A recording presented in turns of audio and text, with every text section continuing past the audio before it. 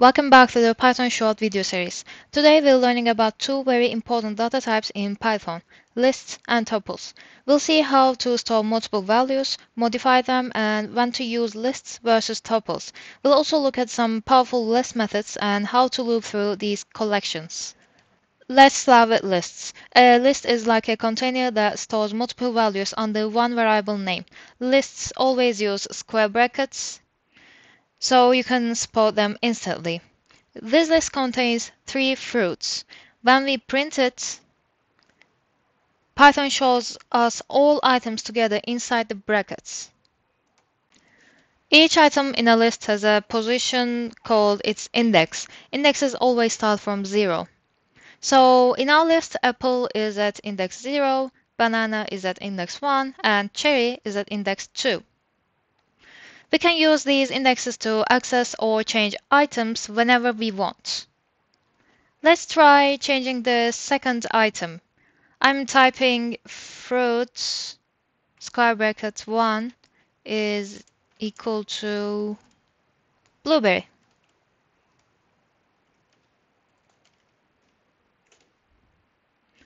Here, because the item in index 1 is banana and I want to replace it with blueberry. Now, when I run print fruits, you'll see banana is gone and blueberry is in its place. Perfect. Now the list shows apple, blueberry, and cherry. This demonstrates that lists are mutable, meaning we can modify them after creation. Next, let's talk about list methods. Lists come with several built-in methods that make it easy to modify and work with data. I'll explain each one briefly. Append adds a new item at the end of the list. It's simple and very common when you want to grow your list dynamically. Insert index value adds an item at a specific position. The item currently at the index and all following items are shifted one position to the right. Remove deletes the first occurrence of a value in the list. If the value appears multiple times, only the first one is removed. Pop removes an item at a specific index, and if you don't provide an index, it removes the last item. It also returns a removed item so you can store or use it. Sort arrange the items in the ascending order by default. You can also sort in descending order using reverse equals true. Reverse flips the order of the list. The first item becomes last and the last becomes first. Count tells you how many times a value appears in the list, very useful for checking duplicates or frequency. Index returns the first index where the value occurs. If the value is not in the list, Python will raise an error. Copy creates a shallow copy of the list. The new list is independent of the original, so changes to one list don't affect the other. Clear removes all items from the list, leaving you with an empty list. These are the most commonly used list methods for beginners. Later, we'll see them in action with examples and mini practice, so you can see how powerful lists are in Python. The next data type is tuples. Tuples look like lists, but they use parentheses instead of square brackets. The key difference is tuples are immutable. Once created, they can't be changed. Let me show you what I mean. Let's say I want to change the second item in coordinates to 30.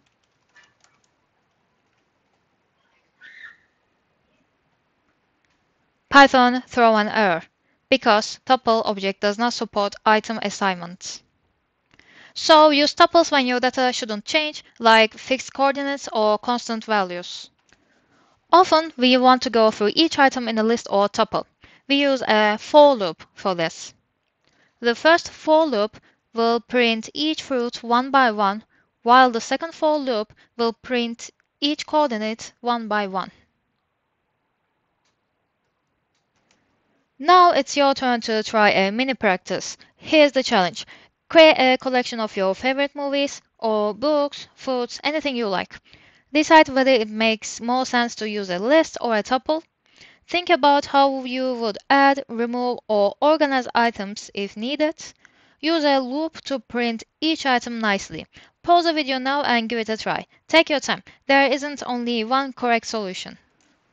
Okay, let's see one possible solution together. Remember, your solution might look different, and that's perfectly fine. We used a list because we wanted to modify the items, add, remove, and sort.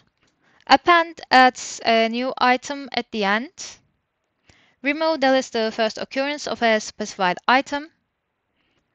Sort organizes the list alphabetically. Finally, we use a for loop to print each item nicely. You could have also used a while loop if you wanted. Notice how this is just one possible solution. If your code looks different but produces the correct output, you did it right. This mini practice helps you think about how to choose between lists and tuples and how to use list methods and loops effectively. In real projects, deciding the right data type and operations is an important part of the problem solving. And that wraps up our lesson on lists and tuples in Python. Today we learned how to create and modify lists, useful list methods like append, remove, and sort, what tuples are and when to use them. Lastly, how to loop through both lists and tuples to work with each element. Lists give you flexibility with data you can change, while tuples keep things fixed and organized when you don't want accidental change. In the next video, we'll explore dictionaries, a powerful way to store and access data using key-value pairs. It's going to make your programs even smarter and more structured, so stay tuned.